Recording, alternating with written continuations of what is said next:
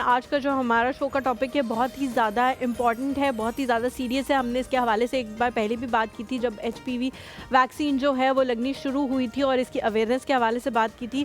But ये बहुत ज़्यादा ज़रूरी है कि हम इसकी अवेयरनेस के हवाले से बात करते रहें। जितने भी लोगों के मिथ्स हैं या उनके दिमाग में जो भी सोचें आती हैं कि क्या इससे ये नुकसान हो सकता है, ये नुकसान हो सकता है, वो सारी चीज़ें दूर करें। बिकॉज़ ये वैक्सीन जो है वो बच्चियों के लिए बहुत ज़्यादा इम्पॉर्टेंट है उनको लगाना।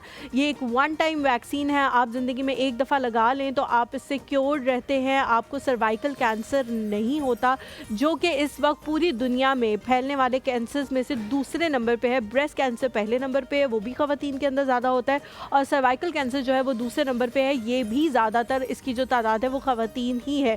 लोग कहते हैं जी ये एज क्यों, क्योंकि इस एज में कोई भी चीज़ आपके ऊपर, आपका इम्यूनिटी सिस्टम जो है वो उस वक्त बड़ा स्ट्रॉन्ग होता है, और कोई भी वैक्सीन आपके ऊपर सबसे ज़्यादा जिस एज में जो है वो बहुत बेहतरीन साबित होती है वो यही 12 से 15 साल की उम्र तक के होता है। लेकिन बहुत सारे लोग कहते हैं कि इसके बाद लगवानी ही नहीं चाहिए। तो इन सारे मिथ्स के हवाले से आज हम बात करेंगे। जो डॉक्टर हमारे साथ मौजूद है, ladies and gentleman, he has a vast experience. ये अवेयरनेस अब आज से शुरू नहीं कर रहे, डॉक्टर होने के साथ शुरू नहीं कर रहे, बल्कि 15 साल की उम्र से ये कैंसर की अवेयरनेस के हवाले से काम कर रहे हैं। ये मेरा बहुत बड़ा सवाल आज होगा कि 15 साल की उम्र में आप कैसे कैंसर की अवेयरनेस के लिए काम कर रहे थे।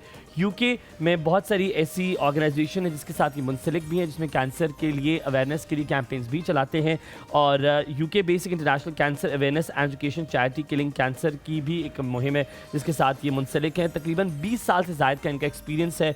He is MBBS MRCP from London and MSc clinical oncology Birmingham university से इन्होंने किया है।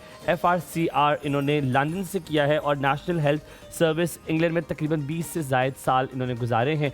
बहुत वास्ट एक्सपीरियंस है, लगते नहीं हैं इतने बड़े। ज़ाहिरी बात है, 15 साल से शुरू किया होगा या जल्दी डॉक्टर बन गए। लेडीज जेंटलमैन, आपकी मुलाकात करवाते हैं डॉक्टर मोहम्मद मुनीब खान से। अस्सलाम वालेकुम डॉक्टर साहब, a very good morning to you for coming to कॉर्सब।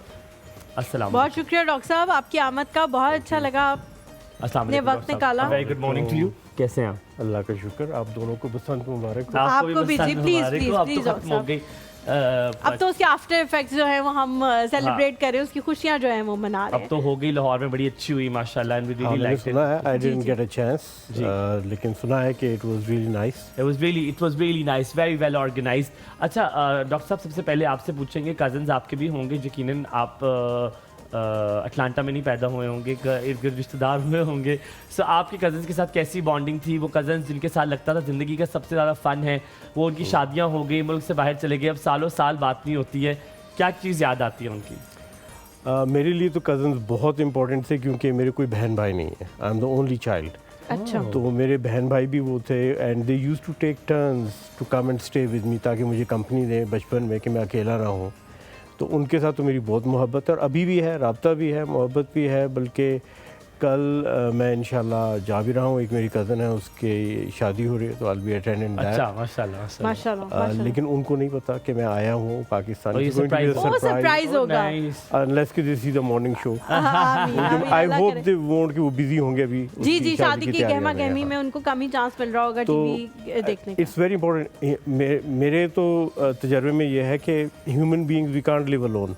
हम हमेशा ग्रुप में, फैमिली में, ट्राइब्स में, नेशंस डॉक्टर साहब, जब हम बता रहे थे आपके साथ भी होता था कि घर जाते तो रहने की सिफारिश करते थे, खुदा के लिए कुछ सिफारिश कर दो और रुक जाए, और वो खुसर फुसर होती थी रजाइयों के अंदर, और फिर चपेट पड़ती थी कि चुप होना है कि नहीं होना, ये हुआ करता था। बिल्कुल, मेरे हाल में ये एक कॉमन थ्रेड है सारी फैमिलीज़ में बचपन में। और आप अपने कज़न्स में दोस्तियाँ भी देखते हो, उनमें बहन भाई का रूप भी देखते हो, and you get very close to each other.